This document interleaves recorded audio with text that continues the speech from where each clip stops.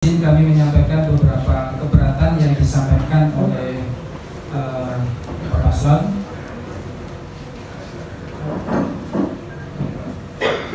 Keberatan yang pertama adalah pasca penyampaian berita acara pada tanggal 10 Juli 2024, KPU Kota Malang kami merasa tidak memberikan data MS dari Silon yang akan dilakukan verifikasi kepada Pak Paslon. Sehingga keberatan yang pertama ini antara data yang dipegang oleh verifikator dengan data yang dipegang oleh Pak Paslon, LU Pak Paslon tidak sama. Jadi data MS dari Silon itu tidak diberikan kepada kami, sehingga ketika dilakukan verifikasi data itu kami tidak memiliki, sehingga tidak bisa sama antara data yang kita punya. Itu yang pertama.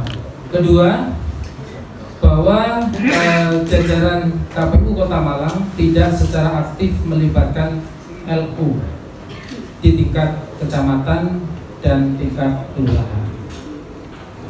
Artinya di dalam melakukan verifikasi faktual tidak melibatkan LU baik di tingkat kecamatan maupun di tingkat kelurahan.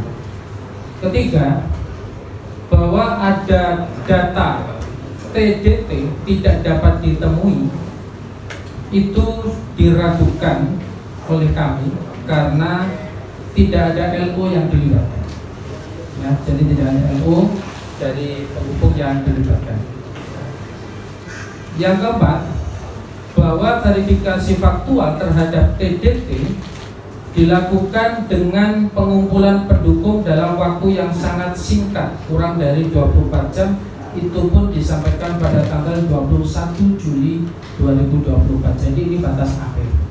Artinya data pendukung yang dinyatakan TDT itu diperintahkan kepada LO untuk mengumpulkan dalam waktu kurang dari 24 jam di hari terakhir.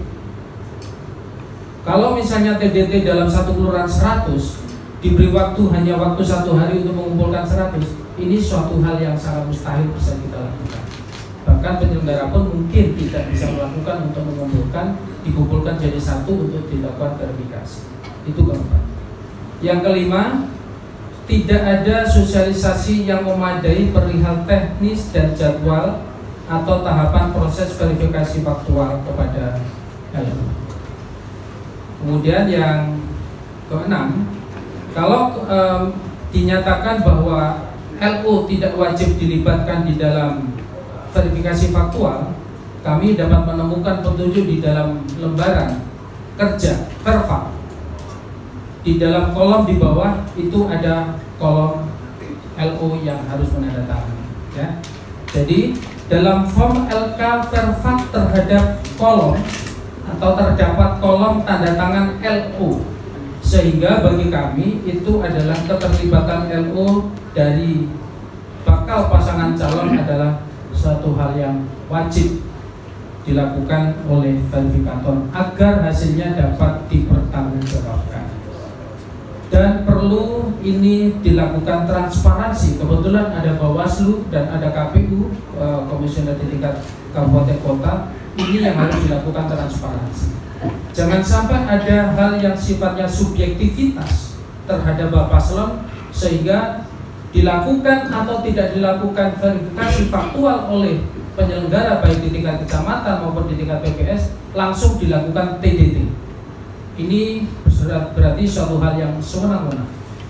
Dan akan lebih baik di perbaikan kedua nanti tim LO kami itu dilibatkan di dalam setiap verifikator agar bisa menandatangani di dalam form LK Verfak, karena ada form di dalam lampiran itu yang ditampilkan. Jadi ada form. Jadi saya pikir itu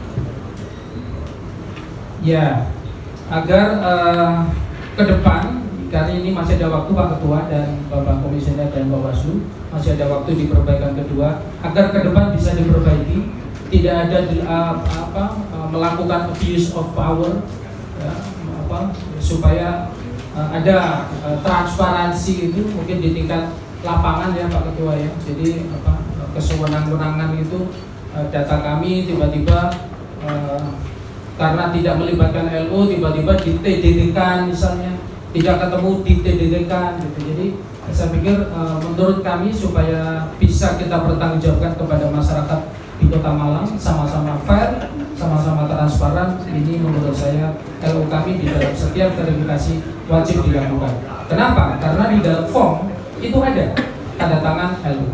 Itu yang harus dicermati. Kalau mengatakan tidak ada dasar hukum, kalau tidak ada dasar hukum, kenapa ada form, ada tanda tangan? Nah, ini yang menurut saya perlu transparansi.